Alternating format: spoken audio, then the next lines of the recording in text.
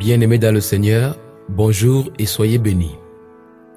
Je suis le frère Gervais Romuald, originaire du Cameroun et vivant dans ce pays. Devant la situation qui secoue mon pays, le Seigneur mit à mon cœur de prier pour la crise anglophone, contre les coupeurs de tête qui font les crimes rituels et le changement dans mon pays. Comme vous le savez certainement, mon pays passe par une période sombre de son histoire où 2 des 10 régions que compte le Cameroun ont connu la montée en puissance des groupes armés avec pour objectif la sécession. C'est ainsi que je pris un temps de jeûne et de prière en invoquant les sujets énoncés plus tôt. Au bout de 3 semaines de prière, je reçus à travers une vision, une révélation du Seigneur Jésus dont je vous fais le récit. Je vis tout le peuple camerounais rassemblé dans la capitale Yaoundé qui attendait le président de la République.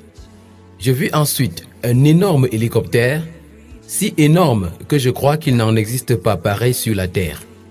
Cet hélicoptère volait en direction de la capitale Yaoundé. Arrivé à Yaoundé, l'appareil se mit à voler à très basse altitude et son pilote faisait tous les efforts possibles afin de reprendre l'altitude normale, mais il ne put pas. Cet hélicoptère, voulant heurter les fils à haute tension, fit une chute de manière à s'écraser. Il ne s'écrasa cependant pas, mais il fit un atterrissage brusque en se transformant en même temps en une très petite voiture comparée à la taille initiale de l'engin. Cette voiture avait l'allure d'une pick-up. Arrivé au sol, au lieu d'aller en avant afin de continuer son chemin, la voiture alla plutôt en arrière et s'immobilisa après quelques mètres seulement. Je vis alors sortir de cette voiture le président camerounais actuel, son Excellence Paul Biya, paralysé et ayant perdu tout son éclat et toute sa beauté. Tout lentement et sous le poids d'une fatigue accablante, il se dirigeait vers une brigade de gendarmerie et personne n'osait l'approcher pour le saluer. Il entra dans la brigade où quelques personnes l'attendaient et c'est là que je le perdis de vue. J'entendis ensuite la voix du Seigneur qui me dit: « L'immense hélicoptère que tu as vu, c'est la force du régime camerounais depuis le président Amadou Ahidjo jusqu'au président Paul Biya qui est arrivé à son terme. » Je me posais ensuite intérieurement les questions suivantes. Pourquoi est-il paralysé? Pourquoi n'a-t-il plus de force? Et pourquoi sa beauté et sa clarté l'ont-elles quitté? C'est alors que je reçus en mon cœur que toute la force qu'il avait pour gouverner est épuisée.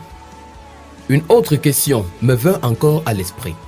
Pourquoi s'est-il rendu à la brigade de gendarmerie où il y a une si grande sécurité? Je reçus alors à mon cœur qu'il jouira d'une très grande sécurité durant les jours qui marqueront la fin de son règne. C'est ici que s'acheva ma vision. Je rends grâce au Dieu Tout-Puissant qui me fit connaître ces choses et j'exhorte à présent les uns et les autres en ces termes. Je pense que le président actuel camerounais, son Excellence Paul Biya, jouit de toutes ces bénédictions parce qu'il n'a pas combattu l'évangile au Cameroun. Il lui a laissé libre cours. Si de nos jours, le Cameroun est le bon dernier en ce qui concerne l'évangile, la faute revient aux hommes de Dieu qui n'ont pas prêché la vérité et la crainte de Dieu aux Camerounais, mais qui ont passé tout leur temps à annoncer les faux discours qui n'ont rien à voir avec l'évangile du salut. Ma prière en faveur du président Paul Biya est que toutes les bénédictions et toute la puissance qui est dans l'évangile du Seigneur Jésus-Christ le couvrent, lui, ainsi que toute sa famille. Que la grâce et la miséricorde de Dieu surabondent dans sa vie. J'exhorte à présent le Cameroun à observer la transparence dans ces élections, car avec le nouveau président, Dieu élèvera le Cameroun à un niveau de prospérité et de paix que le monde entier n'aurait jamais imaginé. Que Dieu bénisse le Cameroun.